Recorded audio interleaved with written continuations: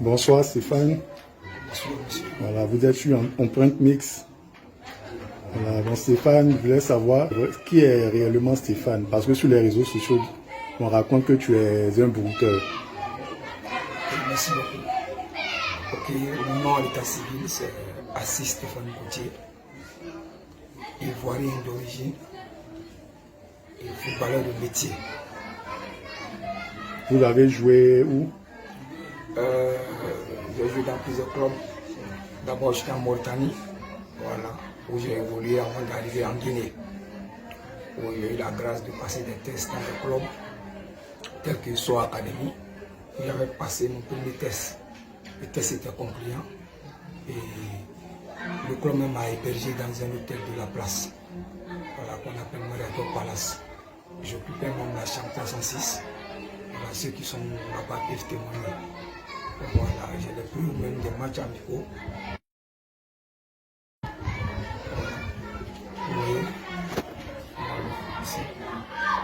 Voilà. Et c'est par ces matchs amicaux que l'entraîneur vraiment m'a beaucoup aimé. Le président aussi m'a beaucoup aimé. Et c'est de là que tout est parti. Mais il faut dire que oui, avec ce club-là, quand même j'étais déjà hébergé par ce club-là, après les choses ne se sont pas passées comme on le voulait. Et nous sommes séparés. Et là, je suis allé dans un deuxième club qu'on appelle Sankoba. Voilà, Sankoba. Là-bas, j'étais avec le club. Voilà, je m'entraînais avec le club et tout. Et là-bas, j'ai eu la grâce d'avoir maintenant ma licence. Je crois bien le 15 février 2021. Voilà, vous pouvez le voir ici.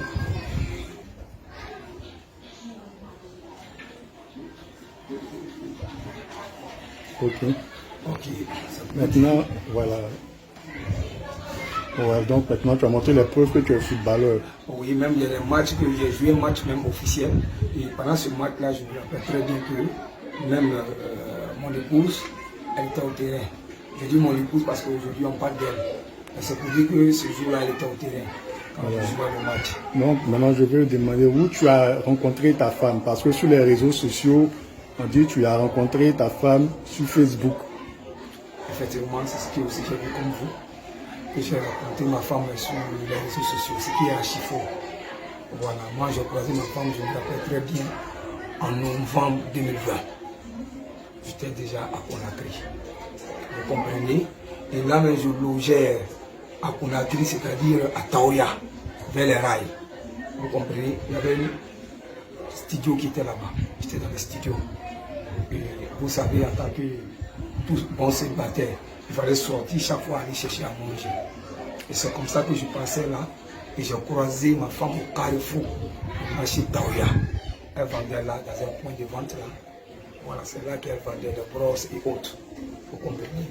C'est là que moi et puis elle nous sommes rencontrés. C'est là-bas qu'on avait échangé et tout est parti par là. Voilà, il y a sa camarade même du nom de Soukari, Fofana, voilà, qui peut même témoigner. Parce qu'elle était tellement attachée à sa camarade, voilà, elle était tellement attachée. Donc ce qui faisait qu'à chaque fois quand je venais, je les trouvais là. Je venais même avec un de mes petits qu'on appelle Baï, qui peut témoigner. Donc c'est pour vous dire que je n'ai jamais croisé ma femme sur Facebook. Ce que les gens rencontrent sur Facebook, ce sont des bêtises. Les gens, j'étais en Côte d'Ivoire, j'ai échangé avec elle et que je suis arrivé là-bas. Non, j'étais déjà sur place à Conakry. Et comme je le disais, j'avais déjà évolué déjà au sein de ces deux clubs où j'étais déjà. Vous comprenez? Et c'est comme ça que j'ai croisé ma femme. Voilà. Comment s'est passé réellement le décès de ta femme? Alors, merci. Vous savez, quand on me parle du décès de ma femme,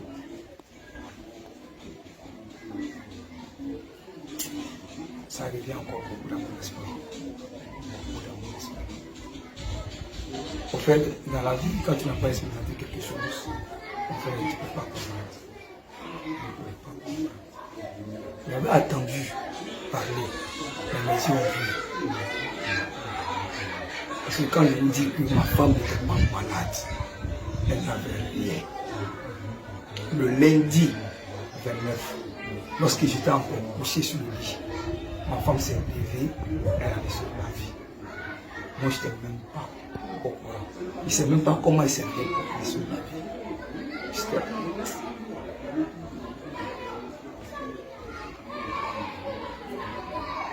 ne sais pas comment ça s'est passé. Mais ce que je sais, c'est qu'après, je me suis levé. J'avais remarqué son absence. Je me suis dit automatiquement, sûrement, elle allait se laver. Sûrement, elle est partie se laver. Donc, j'étais toujours allongé. Parce qu'après, ma femme est sortie de la douche. Elle est venue à la chambre. Quand elle m'a vu, j'ai toujours l'habitude de dire, parce qu'il faut que je me répète, ma femme me respectait tellement. Elle ne m'a jamais appelé par mon nom. Elle m'appelait toujours tonton. Tonton. Quand elle est rentrée, elle m'a dit bonjour tonton. J'ai répondu bonjour. Elle m'a dit bien de l'eau parce que ça s'habitue un peu avec le langage des Ivoiriens. Elle m'a dit bien de l'eau. Je lui ai répondu bien de l'eau. Et toi? Elle m'a dit bien par la grâce de Dieu. C'était ma dernière conversation avec ma femme. Pourquoi? Parce qu'après, elle s'est dirigée vers le placard. Elle prend sa pommade. Elle est venue cheveux du lit. Son alliance, tous les jours, je mets l'accent sur l'alliance. Pourquoi? Parce qu'avec la pommade, à chaque fois qu'elle se pommadait, il y avait toujours une couleur noirâtre. Vous voyez un peu que c'est toujours pour son doigt. Donc du coup, elle a levé, elle a posé ça sur le lit. Au moment de commencer à se pommader, c'est comme ça, mon frère. Elle dit, quand tu regardes comment la scène se passe, je vois ma femme qui est en train de s'écouler comme ça, petit à petit, jusqu'à ce qu'elle tombe dans le lit. Je sais de quoi je parle. Je sais ce que j'ai vécu. J'étais moi sur le témoin oculaire. Et avec Dieu, il a vu la scène. C'est en ce moment que je me suis levé en sursaut et j'ai pris ma femme. J'ai commencé à demander, il y a quoi? Il y a quoi? Dis-moi, il y a quoi? En ce moment, elle ne me parle presque plus. Vous comprenez? Je l'ai vu commencer à agoniser un peu. Du coup, imaginez-vous, mon frère, une femme qui vient de sortir de la douche, vous comprenez qu'elle n'est pas habillée. Mais qu'est-ce que je pouvais faire? Mon premier réflexe, c'était de chercher à prendre l'un de mes sortes pour pouvoir l'habiller. C'est ce que j'ai pu faire. En ce moment, elle continuait toujours d'agoniser. J'ai couru tout de suite vers le salon. Ma maman était là, elle avait une copine qui est venue la saluer. Elles étaient deux. J'ai dit, maman, viens rapidement voir quelque chose. Quand maman est venue, sa copine aussi l'a suivie. Elles sont rentrées tous deux dans la chambre. Elles ont dit, il y a quoi? Elle dit, maman, je ne comprends pas. Elle est quittée sur la rue, elle est rentrée. C'est comme ça que je l'ai vu se couler tout d'un coup. Vous comprenez? Alors dans la panique, automatiquement, on m'a dit, vas-y, prends une cuillère. Parce que sa bouche a commencé à se fermer. En fait, la maman avait remarqué. Je suis parti rapidement prendre une cuillère. C'est ce que j'ai fait. Elle m'a dit, en attendant, va chercher un taxi. Mon frère, il fallait me voir. Il fallait me voir. En plus de courir. Pour moi, je devais aller au fond, vers la gare. La gare, on était un taxi-conducteur. Dieu merci, dans le quartier, j'ai pu trouver un taxi-conducteur. Nous sommes venus ici rapidement. On a pris ma femme, on l'a mis dans le taxi, en direction de l'hôpital, au Fouet-Poigny. Lorsque nous sommes arrivés là-bas, c'est dans la cour même de l'hôpital, que nous étions. C'est moi qui suis sorti de la voiture. Automatiquement, on allait voir les gens. Ah, venez rapidement, il y a une carte de gens. Il y a une carte de gens. Les gens sont venus. Le docteur, imaginez vous-même, quelqu'un qui est dans la panique, quelqu'un qui est troublé. On me demande moi-même d'acheter le gant. J'étais obligé d'aller acheter le gant. Le moment de revenir, j'ai vu déjà le docteur déjà avec des gants. Mais il était en train de regarder ma femme dans le taxi. Je suis arrivé, il me demande, mais elle est enceinte? Il a dit non, je ne sais pas. Il me dit, mais toi, ta propre femme, elle est enceinte, tu ne sais pas. Il dit, mais moi, je ne sais pas. Ça, je ne sais pas. Il a regardé, il me dit, suis-moi. Mon frère, j'ai commencé à le suivre. Mais je vois que le docteur, il prend son temps. Je le suis, on arrive dans le bureau, il me dit, ah, ça quoi? Je m'assois, il me dit, bon, tu sais, sois fort. Mon frère, c'est que j'ai refusé. Parce que je comprends. Il me dit, non, sûrement, il veut m'annoncer une mauvaise nouvelle. Il dit, mon frère, c'est bon, je ne vais pas t'écouter. Mon frère, je suis revenu à la voiture. Parce que tout ce temps, ma femme était dans la voiture. Elle n'est pas descendue de la voiture. Vous comprenez? Quand j'arrive, automatiquement, je dis au taximètre, allons. Il me dit, il y a quoi? Il dit, non, allons. On va chercher là, rapidement, un autre hôpital. Vous comprenez? Directement, ils m'ont dit, il y a une clinique qu'on appelle clinique Syrie. On s'est rendu là-bas. Et en partant dans la voiture, ma femme encore a respiré fort. C'est-à-dire, elle a fait comme ça, de soulagement. Les gens étaient là, ils m'ont dit, mon frère, non, toi, vraiment, tu es un homme de foi. Malgré tout ça là, tu crois encore? Il dit, oui, c'est qu'elle vit. Elle vit encore. Vous comprenez? On est arrivé maintenant là, à la clinique série. Le personnel qui sont là, qui étaient là plus tôt, tous sont sortis. Ils sont tous sortis, venus vers moi, là-bas. Quand les gens étaient là, à dispo, on a commencé à la soulever, on a mis la chaise roulante quand on partait avec elle. Vous comprenez? Quand on partait, elle agonisait toujours dans la chaise roulante. Elle pouvait être faite comme ça, si vous comprenez. On avait espoir. On avait espoir tous. Jusqu'à un moment, on a emmené dans une chambre, numéro 5. C'est là-bas qu'on a envoyé ma femme. Le docteur a dit sortez, sortez. Nous sommes sortis. Mon frère, on est resté là jusqu'à peu de temps après, je vois qu'il sort. Pendant ce temps, moi j'étais en communication dehors. On m'appelle à venir. Je viens, je vais encore trouver encore. Le docteur me fait asseoir. Il me dit vraiment, on a tout essayé. On a fait ce qu'on pouvait. Mais franchement, elle est décédée. Donc voilà un peu comment ma femme est décédée. Que les gens arrêtent de dire j'ai sacrifié ma femme. Qu'ils arrêtent de dire que oui, j'ai pris son sexe. Je ne sais pas. On va même à dire que je suis un brouteur. C'est moi ce qui est fait. J'ai encore mal. Jusqu'à présent, je n'ai pas encore fini de pleurer au fait ma femme. Je n'ai pas encore fini de pleurer. Parce que je l'aimais. Oui, la famille peut dire que oui, qu'il aimait beaucoup les filles, oui. Mais moi, je l'aimais aussi. Si je ne l'ai pas aimé là, je n'ai pas l'épouser. Je n'ai pas cherché à l'épouser. Voici les conditions dans lesquelles ma femme est décédée. La famille de ta femme ont appris la nouvelle. Ok.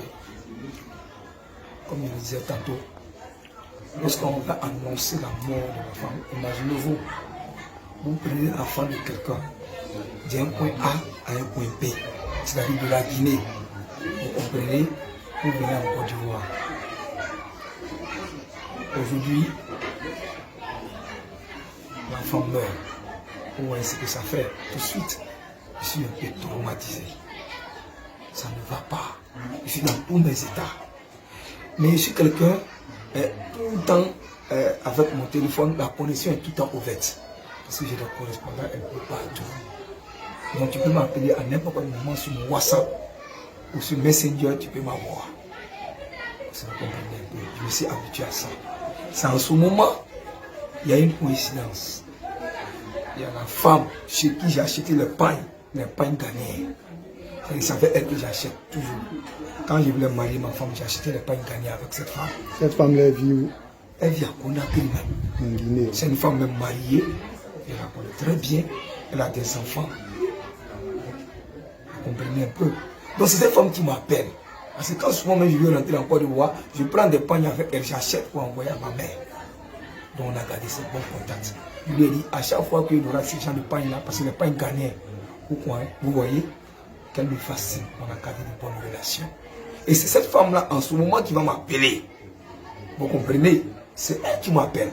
Donc moi, dans mes états, je n'ai pas encore pris la peine de penser à annoncer au fait à la famille. C'est elle qui m'appelle. Je vois son appel, mon téléphone qui vibre dans ma main, je vois, tout de suite je décroche. Mon frère, je tremblais.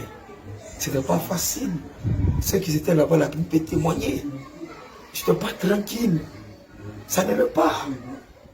C'est en ce moment que je décroche l'appel. Je sais. Sûrement, c'est pour m'annoncer qu'elle a envoyé des pagnes. Mon frère, je ne l'ai pas laissé le temps de parler. Il a dit, hé, madame, aujourd'hui je suis dans les problèmes. Il dit à quoi? Il dit, tu sais que c'est avec toi que j'ai acheté les pagnes. Pour faire la dot de ma femme. Pour pouvoir faire sa valise, c'est avec toi que j'ai fait ça. Alors, oui, il dit, aujourd'hui là où je te parle, ma femme est décédée. Vous vous imaginez, j'ai commencé à pleurer. J'ai commencé à pleurer. Sûrement, la femme dit, calme-toi. Tu es sûr? Il dit, oui, elle est décédée. Il dit, sois fort. Tu es un homme. Il dit, comment je vais faire? Comment je vais annoncer? Parce que je connais la vérité au fond. Je connais beaucoup de choses que vous ignorez. Moi, je sais. Si moi, je pleure comme ça, je sais. Qu'est-ce que les gens vont dire? Qu'est-ce qu'ils vont penser? Moi, ce que je sais, est-ce que vous comprenez? La dame m'a dit, est-ce que je peux t'aider à quelque chose? Il dit, mais je ne sais pas. Elle dit, mais essaie d'informer à sa famille. Il dit, mais là où je suis là, j'ai le numéro 7 de sa maman. Parce que quand je partais là-bas à Conakry, je partais toujours dans la famille pour les saluer. Donc je connaissais le numéro de sa maman. Vous comprenez? Parce que les gens racontent beaucoup de choses. Beaucoup. Comme quoi, depuis que nous sommes venus, j'ai fui avec l'enfant. Non. Après le mariage, j'étais là-bas en Guinée. Le 9 juin, il me suis retourné en Guinée. Vous voyez? Donc, la femme me dit, donc, tu fais quoi? Il dit, je ne sais pas. Elle me dit, mais donne-moi le numéro. Donne-moi le numéro, effectivement. Je t'envoie le numéro. Plus que sa maman, elle ne parle pas le français, mais elle parle le soussou. Elle me dit, mais je suis une femme soussou. Donne-moi le numéro. Elle a tellement insisté. C'est comme ça que j'envoie le numéro à la dame en question. Donc c'est la dame qui a pris.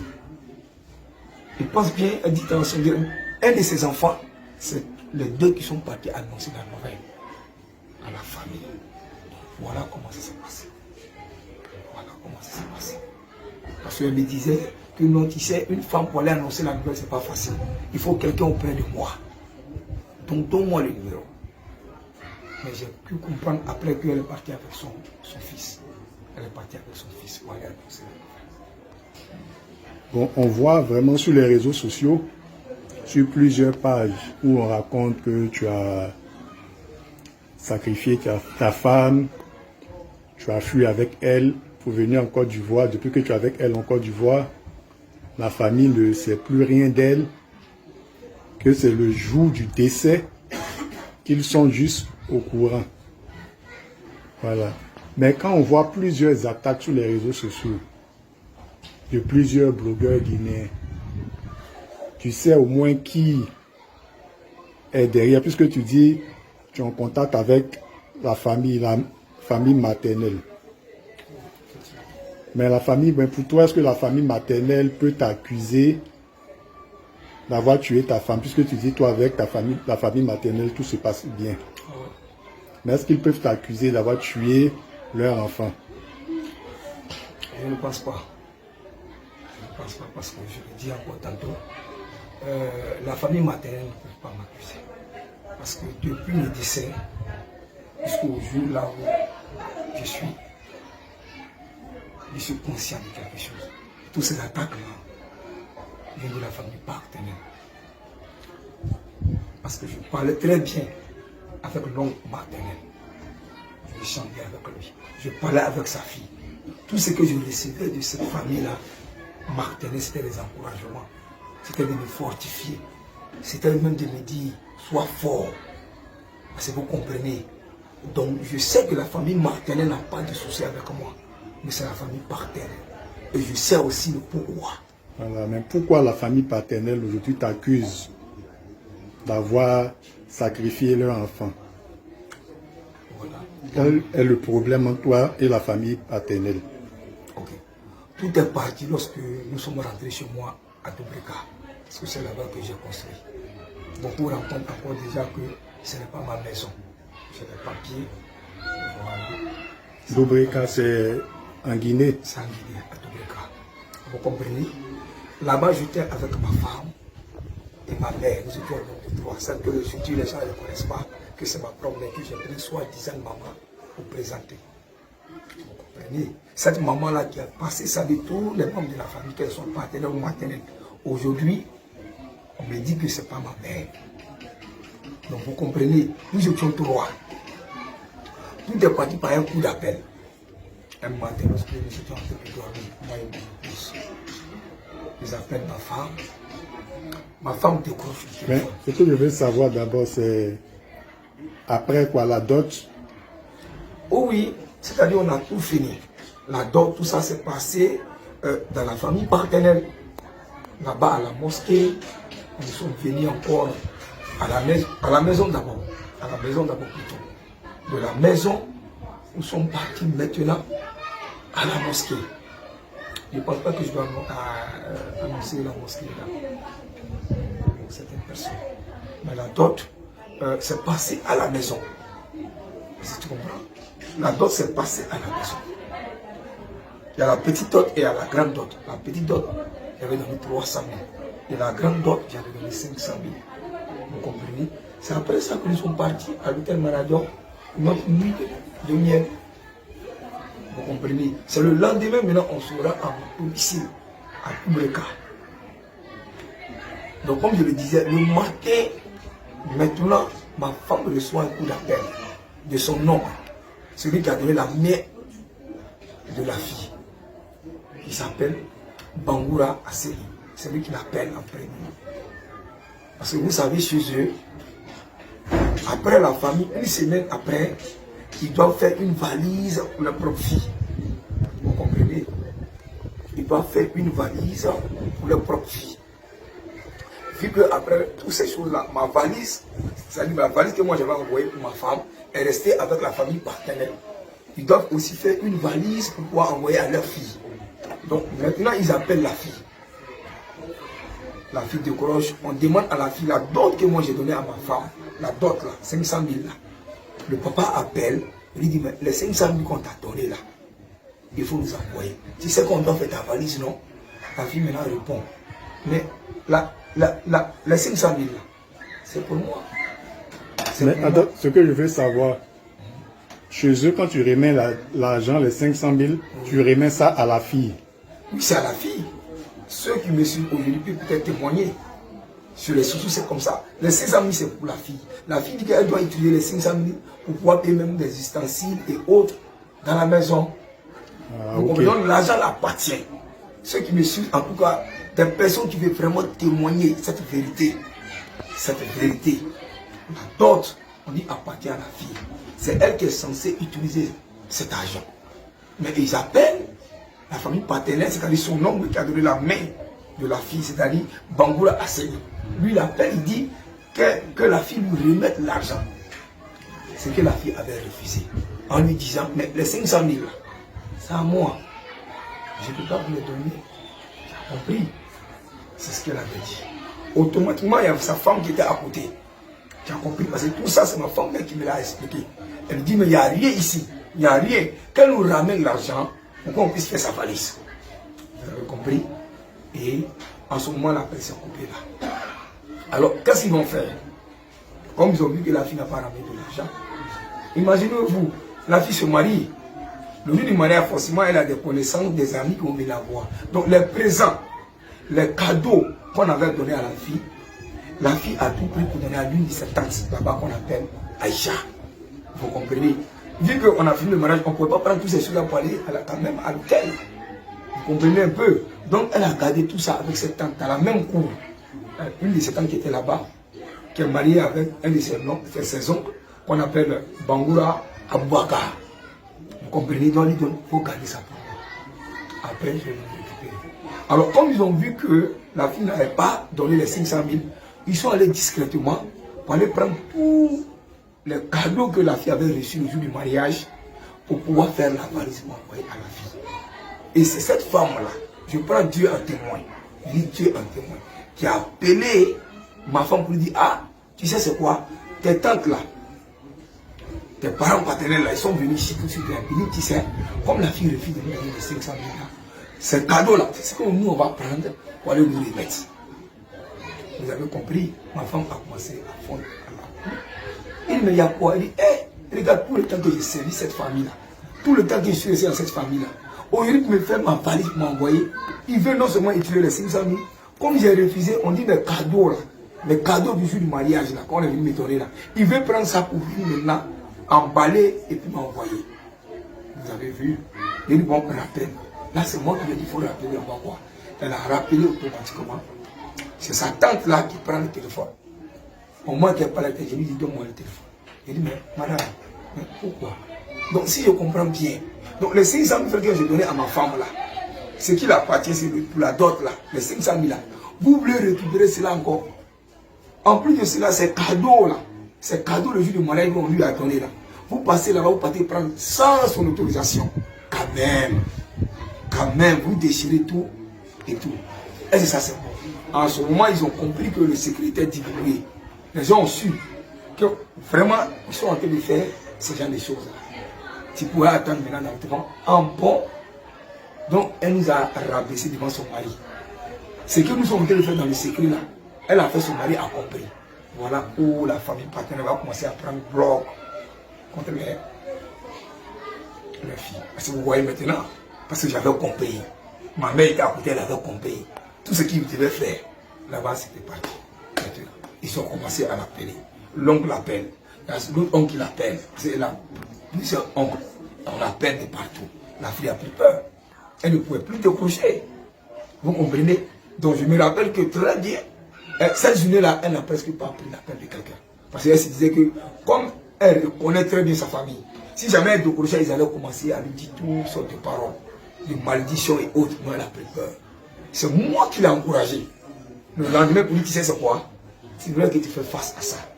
Décroche, écoute, mais il faut décrocher, tu vas écouter. Vous comprenez? On nous annonce, après, je pense bien, le décès de l'une de c'est cette tante. Je vois, on l'appelle, on lui dit, bon, ta tante est décédée.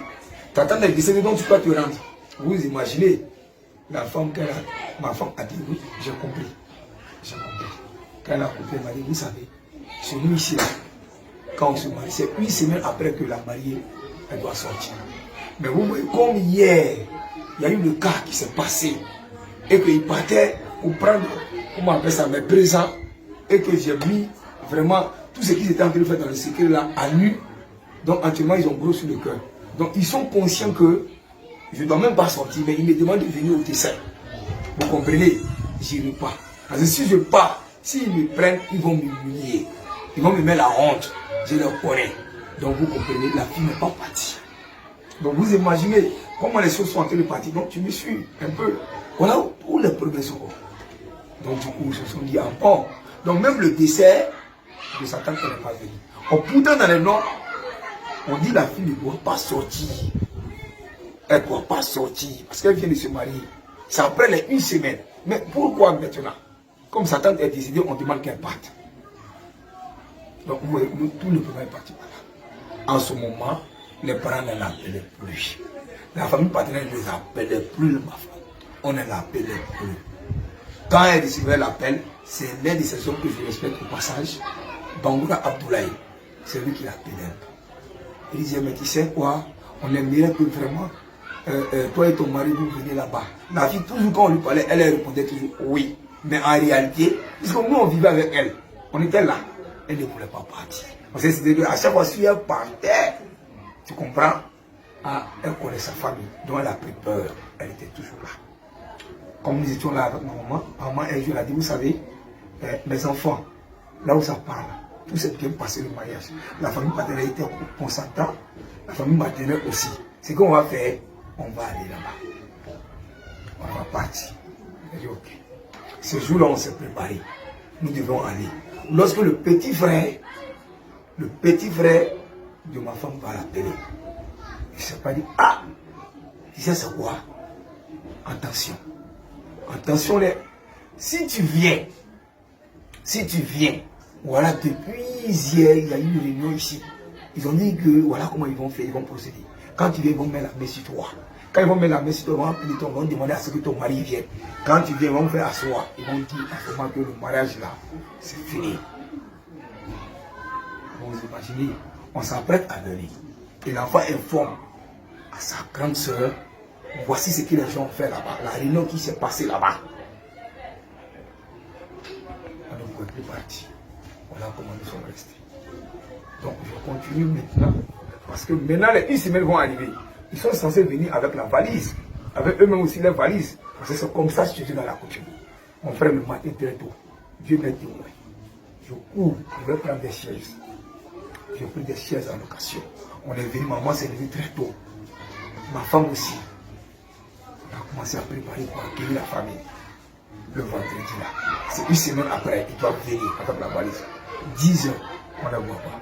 Midi, on ne les voit pas. 14 heures, on ne les voit pas. Ce n'est que dans la soirée, l'homme en question que je dis toujours, que je respecte beaucoup, Bangoura Abdoulaye, qui va appeler. Il appelle, c'est ma femme qui l'appelle, ma femme de croche. Il parle à ma femme, il dit à ma femme, tu sais c'est quoi? Maintenant là où je suis là, Voilà, on m'accuse moi. La famille paternelle, là, il m'accuse. Il dit que c'est moi qui orchestre tout. Parce que, effectivement, l'oncle, c'est lui qui était venu. C'est lui qui était un peu devant, qui a essayé de faire de sorte que le mariage vraiment puisse beaucoup avancer. Il dit oui, nous, on regardait le monsieur là, parce que nous, aujourd'hui, voilà ça, son comportement, et tout, c'est toi qui es venu nous pousser dans le mariage. Il y avait toutes ces choses. Est-ce que vous comprenez? Donc, quand il a appelé, il a demandé à mon épouse de me passer le téléphone. J'ai décroché, il me dit, bon, tu sais c'est quoi? On aimerait vous croiser. Moi, je n'ai pas caché, il faut te faire. Et maintenant, en principe, aujourd'hui, vous devez venir. Il y a la valise que j'ai faite pour ma femme qui est avec vous. Vous devez venir aussi avec votre femme. Mais pourquoi vous ne devez pas ça? Il me dit, non, on laisse. Elle dit, non, non, non. C'est la coutume chez vous. Vous devez venir avec ça. Si vous ne devez pas venir avec la valise, moi, franchement, je ne vais pas mentir. Moi, personnellement, je ne vais pas mentir. Si ta fille veut partir, elle est libre d'aller. Mais moi, je ne veux pas. Parce que d'abord, depuis le mariage s'est passé, vous avez appelé. Mais ma mère vient à nous. Personne aujourd'hui n'appelle. Saluer ma mère. Personne n'appelle pour demander est-ce que ma mère est là, ni pour la saluer. Quand vous appelez, vous parlez avec votre fille et vous arrivez là. C'est que moi j'avais refusé. Donc vous comprenez, l'homme lui-même en question, il s'est déplacé une fois. Il est venu là-bas avec un muisin que je connais très bien. Ils sont rentrés chez moi. Un matin, ils ont tapé la porte. C'est moi qui suis parti. Je l'ai laissé entrer. Ils m'ont salué, ils ont dit il a expliqué la situation qui se passait là. Il a dit, bon, vraiment, c'est toi, c'est ta femme. On a besoin de ton autorisation pour qu'on prenne la fille pour l'envoyer dans la famille paternelle parce qu'il veut la voir. Il a dit, ok, mais moi je ne peux pas te mentir. Moi et ma femme égale à 1. Je ne peux pas prendre seulement l'autorisation toute seule. Elle aussi, elle a son mot à dire. Moi, personnellement, il n'y a pas de problème. L'homme peut témoigner ce que je suis en train de dire là. Il dit, elle a son mot à dire. Si elle est d'accord, elle te suit. Elle est d'accord. Ils se sont retournés vers ma femme. Ils disent, bon, tu dis quoi? On aimerait que tu viennes. Ma femme m'a dit, vraiment, elle ne se sent pas bien. Donc, franchement, elle ne peut pas partir. Si ça va mieux, elle va venir. Si c'est on a causé, j'ai même payé le transport. J'ai même payé le transport, ils sont partis. Quand ils sont partis après, je crois que 2 jours après, ma femme appelle le téléphone. Elle attend. Elle va appeler. Elle appelle l'oncle. Tu sais c'est quoi, elle n'est pas de mentir. En vérité, ce n'est pas que je suis vraiment malade. Mais, je ne vais pas mentir, moi je ne peux pas venir. Parce que j'attends beaucoup. On me dit beaucoup de choses. Donc moi je ne peux pas venir. L'oncle c'est une en bon, tu refuses de venir, d'accord. À compter des venus, on ne te reconnaît plus. Tu n'es plus notre fille. C'est comme ça. Donc vous imaginez, depuis lors, personne n'appelait ma femme. C'est la famille maternelle, la maman qui venait nous voir. Elle venait toujours avec un de ses frères. Elle venait chaque fois nous voir. On posait et tout. J'ai la vidéo ici. Quand elle venait, j'ai la vidéo ici. On pose. Elle me dit vraiment c'est sa fille. On n'a qu'à prendre soin. Elle a compris. Les gens là, elle a compris. Au fait, ils ne veulent pas le bonheur de sa femme et de sa fille plutôt. Qu'elle a compris que vraiment elle compte sur moi et tout. La maman, chaque fois, elle parlait. Parce qu'elle parle en sous à sa fille. Sa fille me disait. Ma maman me parlait aussi. Dis-lui qu'il n'y a rien. Elle a qu'à se calmer. On lui dit beaucoup de choses. Que c'est elle qui a vendu sa fille et ils sont plus dedans. C'est la femme paternelle qui dit ça. Tu as vendu ta fille, nous on n'est plus dedans, c'est pas qu'elle a vendu sa fille. Mais comment? C'est vous qui avez donné la main de la fille. Donc sa maman venait chaque fois nous voir. Elle est venue, je pense bien, 2 fois, sa mère est venue nous voir. J'ai la vidéo ici. Donc nous sommes restés dans ça. Imaginez-vous un mariage qui s'est passé depuis le 11 mars. Jusqu'à ce qu'ils amènent la valise à la veille du carême. Ce qu'ils devaient faire depuis une semaine avant. Ils ont envoyé la valise. Comment? On appelle la maman, on dit, bon, tu sais c'est quoi? Viens prendre la valise là ici. Viens prendre, envoie à ta fille. Eux-mêmes, ils pensaient que la maman n'était pas capable de venir prendre. La maman nous a appelé et dit, elle a besoin de transport pour aller récupérer la valise de sa fille. C'est ce qu'on a fait. Elle a pris la valise de sa fille.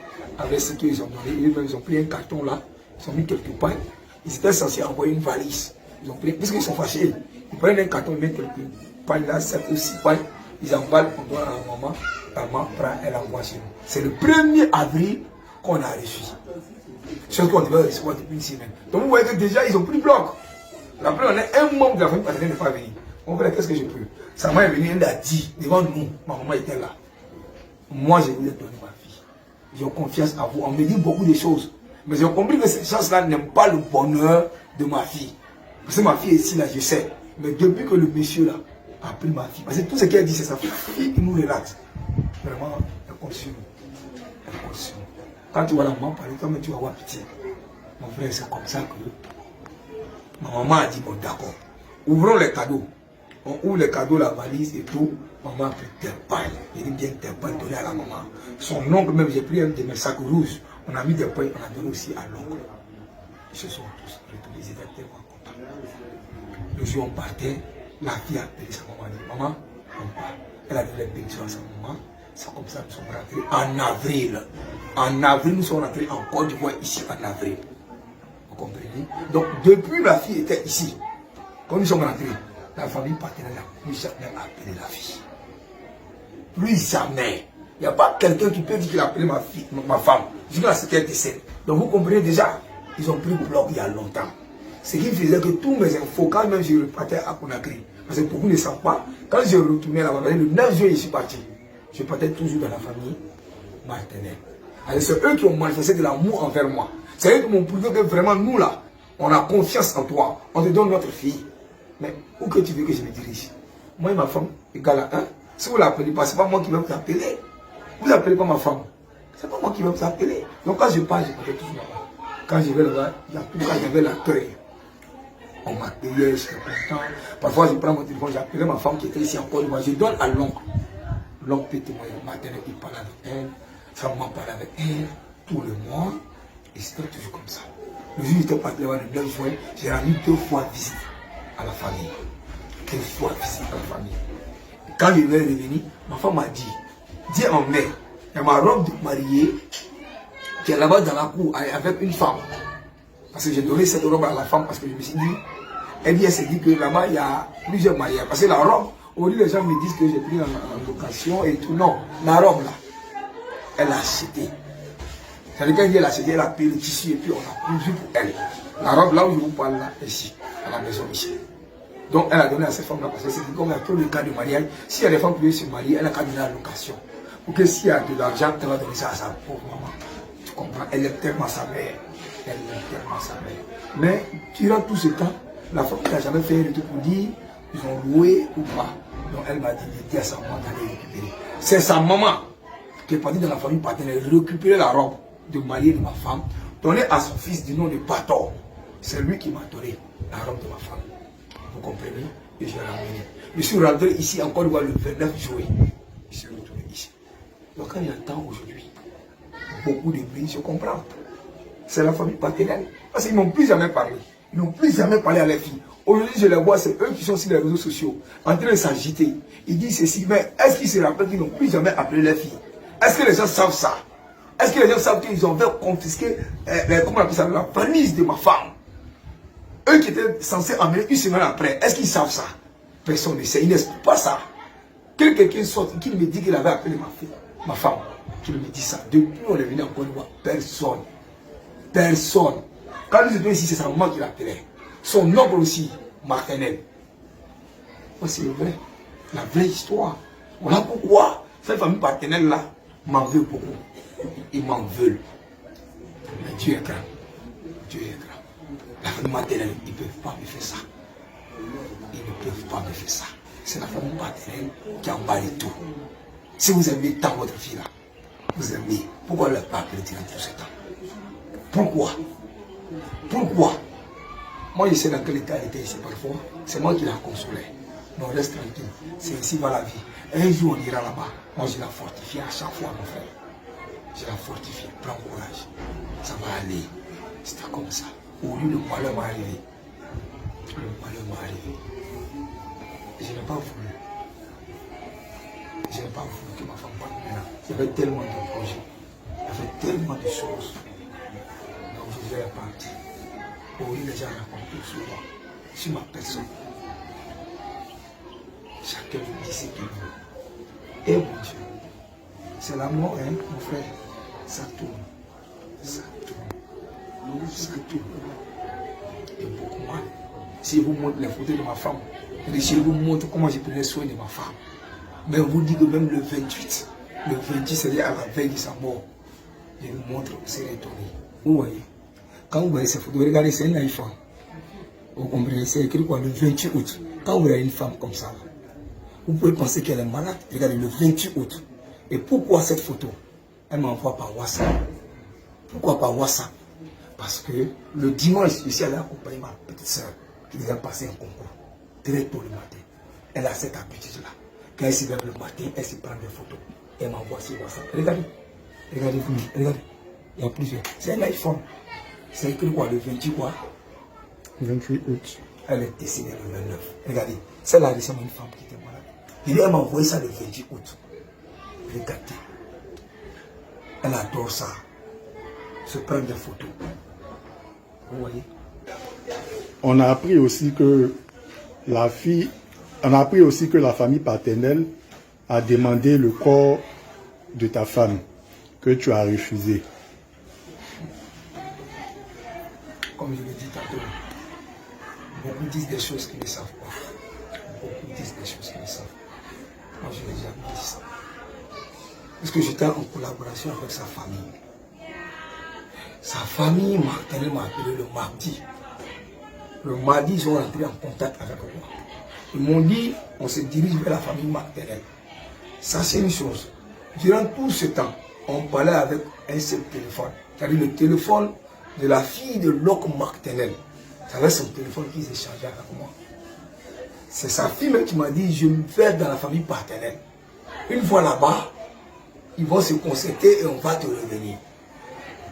C'est ce qu'elle a fait.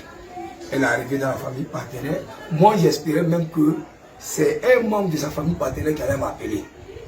À ma grande surprise, c'est le père de la fille en question, c'est-à-dire l'oncle maternel. C'est lui qui m'appelle. Il me dit qu'on s'est concerté. Nous sommes concertés, on décide à ce que le corps de ma femme parte en Guinée. Elle a dit, ok, j'ai pas vraiment dit. Moi, je reviens d'un voyage. J'étais au Maroc. Je suis rentré le 21 août à 3 h du matin en Côte d'Ivoire.